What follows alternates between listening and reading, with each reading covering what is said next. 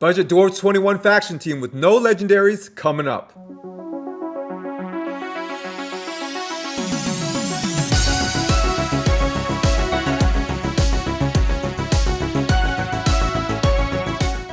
What is going on, Raiders? Soda Dragon here, and today I'm going to give you a Dwarves 21 Faction Wars team that can beat the boss, that requires no legendaries. In fact, I even use one rare among the 4 epics. Alright guys, so here is the team. So first we're going to talk about the boss, then we'll talk about how this team works. I'm going to show you a run, then we'll go through everyone's gear, stats, and masteries. So guys, for the Dwarves Faction Wars 21, the boss is called the Dueler, and he's tough because his A1 completely ignores defense. Yes, it is single target, but it hits really hard. And another thing we have to worry about is this A2 here, Staggering Recovery. What this does is it basically cleanses him of all debuffs, and it's going to put a True Fear on one of your champs and stun the rest. Now these debuffs are irresistible. Now you can block them and you can cleanse them, but you cannot resist them. So let's talk about how this team counters the boss, starting with Grizzle Jarl. So on his A2 here, Ancestral Shield, Grizzle brings that block debuffs buff. Really important to use right before the boss is going to try to use his A2, that is that stun / True Fear. So make sure you use this right before the boss is going to try to CC your team. Now the A2 here also has that strong version increased defense for 2 turns, but it's not going to be useful against the boss because the boss ignores defense with his attacks. But against the enemy waves, this is good as well for mitigating that damage. Next up on his A3 Earth Stomp here, we have a strong version decrease attack. That is one way to lower the amount of damage you're taking from the boss. So you want to time using this right after the boss's A2 cleanse. If you use it right before, then the boss is just going to cleanse it away, right? So make sure to use it right after that A2 cleanse. Next up guys, let's talk about Rearguard Sergeant, a really important part of the team. So the biggest thing Rearguard Sergeant brings to the table here is her A3 Fend Them Off, where she puts an ally protection on all allies but herself, and she puts a continuous heal on all allies except herself. So ally protection is going to be one major way to mitigate damage against the boss, plus she's also healing allies with that continuous heal. Now I know what some of you guys are thinking, what if the boss just attacks her? I mean, no one is ally protecting her, right? And she doesn't even put continuous heals on herself. And yes, that is a concern. RNG is huge with this boss. So if the boss just straight up starts attacking or kills her off early, just restart the run. But she can take a few hits every now and then as long as they're not consecutive. Plus, her and Grizzled also have that strong version decreased attack. Another way to mitigate the damage that you're taking. Another great thing about her is her A1 here, Crushing Impact, which has that strong version decreased defense that you can place on the boss so you do more damage against him. So for this team, Grizzle Jarl and Rearguard Sergeant are going to be the most important. Now, if you have a Melga, bring her in. She's probably going to be the 3rd most important character. I didn't have one. I don't know what happened. I thought I did. Maybe I fed her, which is a big mistake. But that's when I used Master Butcher. So what does this crazy little dude do? So I brought him in as a reviver, primarily for his passive here, Pyre. So when he dies, he actually revives a random ally with full HP. Another cool thing about him is his other passive here, Heat Exchange. Now this doesn't work against bosses, but what he's doing is he's healing the team for the amount of damage that's dealt to him. Really nice against those enemy waves. And how do you get people to attack him? Well, he has this A2 here, Barking Orders, where he puts a 2-turn provoke on a single target. He also has a chance to provoke on his A1 here, Mash. Now, I know what you might be thinking. What if he dies first? Then there's no allies to revive and his passive here is wasted. The cool thing is, it's not wasted. So basically, he's just going to lie there dead, but when anybody else dies, then he instantly revives them. So don't worry if he dies first. His passive here is not wasted. So obviously, if you have Melga, slot her in for Master Butcher. She is a massive upgrade, though he works pretty well. Lastly guys, we've got 2 slots left for damage, and who do we got? Double Geos. So really these 2 DPS slots are the most replaceable, so literally slot in anybody that you have that can do big damage. Mountain King, Trunda, Gala, Long Braids, anybody who can do big damage in the Dwarves. But why is Geo a great choice here? Well, because of his passive here, Stone Guard. So 15% of the damage the team takes, he's going to redirect back towards any enemies that are HP burned. Now those HP burns need to come from Geo, and they cannot be spread by any debuff spreading character. If they are, then those spread HP burns will not count as Geo's HP burn.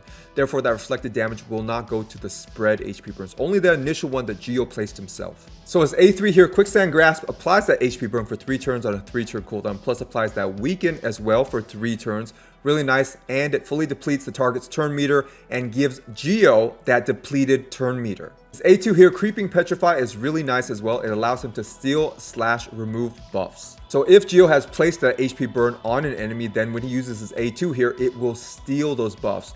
If Geo has not placed an HP burn on that enemy and uses the A2, then it will just remove those buffs. But still really nice, completely removes buffs. And if you kill an enemy with this A2, then you completely remove the cooldown of Quicksand Grasp. Now it says by 2 turns, but on a book 3 turn cooldown, that means the next turn, yeah, you can use that skill again. And if all that wasn't enough, the A1 here, Tremor Staff, is an AoE that places a strong version decreased accuracy.